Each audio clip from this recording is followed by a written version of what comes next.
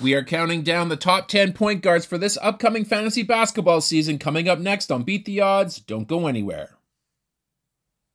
Hello, basketball fans, and welcome to our first top 10 list for the upcoming season. If you're as excited as I am and you like this type of content, make sure you smash that like button, subscribe to the channel, and ring that bell because I will be dropping content like this all season long.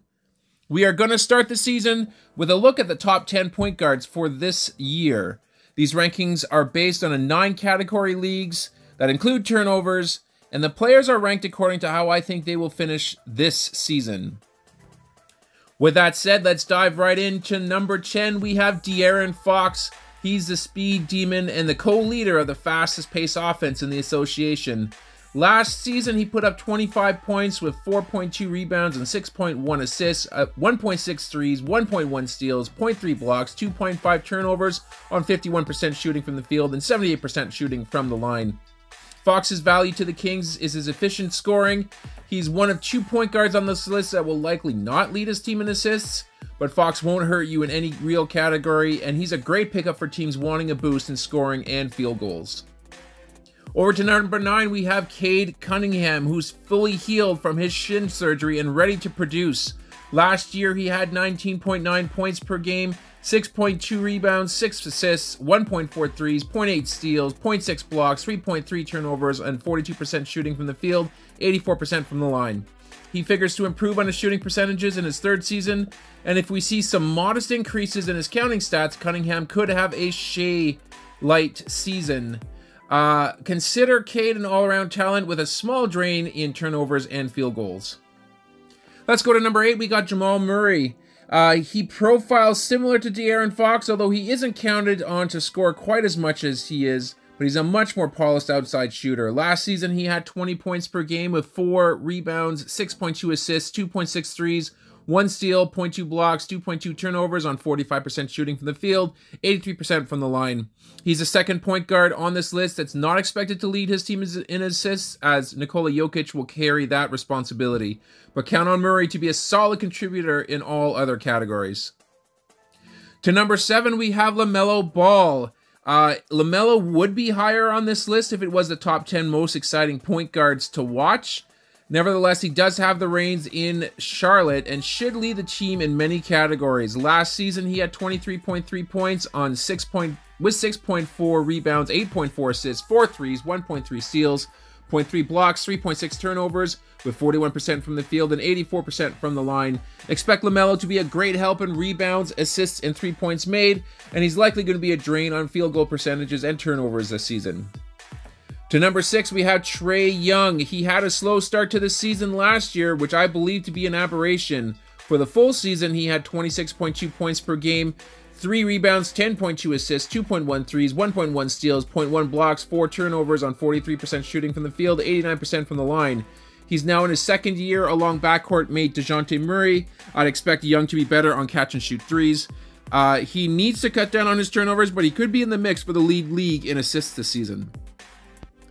At number 5, we have Damian Lillard, the newest member of the Milwaukee Bucks.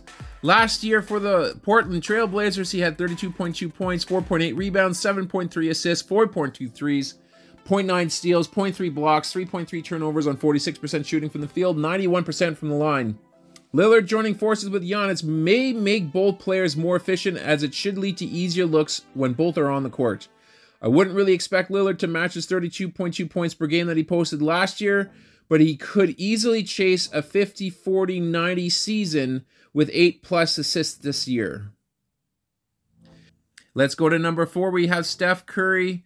Age and likely the injury to Draymond Green are the 2 factors why Steph isn't higher on this list. Last season, he posted 29.4 points with 6.1 rebounds, 6.3 assists, 4.9 threes, 0.9 steals, 0.4 blocks, 3.2 turnovers on 49% shooting from the field, 92% from the line. NBA's best shooter is expected to lead the NBA again in 3 points made this year, and he is going to be an asset in every offensive category, and he should be serviceable in the defensive categories there as well. Curry's going to need to facilitate more with Green at risk to miss the tip-off here to the season. To number 3, we have Shai Gilgeous-Alexander. who is a pure scorer, plain and simple. Last season in Oklahoma City, he posted 31.4 points, 4.8 rebounds, 5.5 assists, 0.9 threes, 1.6 steals, 1.0 blocks, 2.8 turnovers on 51% shooting from the field, 91% from the line.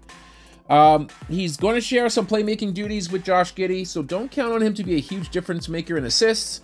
He's likely going to provide more than 1 3-pointer made per game this season, as well as being amongst the leaders in points and steals with elite ratios. Let's move on to number 2. We have Luka Doncic. His inability to mesh with Kyrie Irving to close out the season caused the team to miss the playoffs here last year. But I wouldn't say that's the fault of Luka's production. He ended up with 32.4 points per game last season with 8.6 rebounds, 8 assists, 2.8 threes, 1.4 steals, 0.5 blocks, 3.6 turnovers on 50% shooting from the field, 74% from the line. He's restarting the season with the most dynamic backcourt in the league. I would say Luka should be a threat to lead the league in points. He's also going to be chasing a triple-double nightly and should only really hurt you in free throw percentage this year. But before we get to the number 1 point guard for the 2023-24 season, we're going to go through some honorable mentions here. First up, we have Darius Garland, 21.6 points per game, 2.7 rebounds, 7.8 assists. After that, we have Jalen Brunson at 24 points per game, 3.5 rebounds, and 6.2 assists. And then Fred VanVleet runs out the top 3 here. Honorable mentions at 19.3 points per game, 4.1 rebounds, and 7.2 assists. And now for the number 1 point guard here for this upcoming season, we have Tyrese Halliburton, who is the best floor general in the NBA.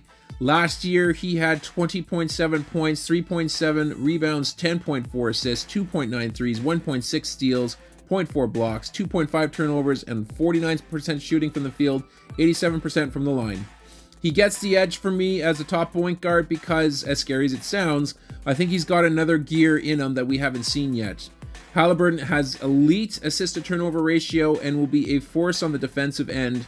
Other than possibly rebounds, which when you're drafting a point guard you can kind of live without, I would say Halliburton has the most complete game out of any of the point guards that are on this list. And that's going to do it here for this episode. Thank you guys all for watching. Make sure you like the video, subscribe to the channel, and comment on who I may have missed on this list. And be sure to catch our next episode where I rank the top 10 shooting guards in the NBA. Well, that's going to do it for now. I'm going to sign off, but I will catch you guys on our next episode.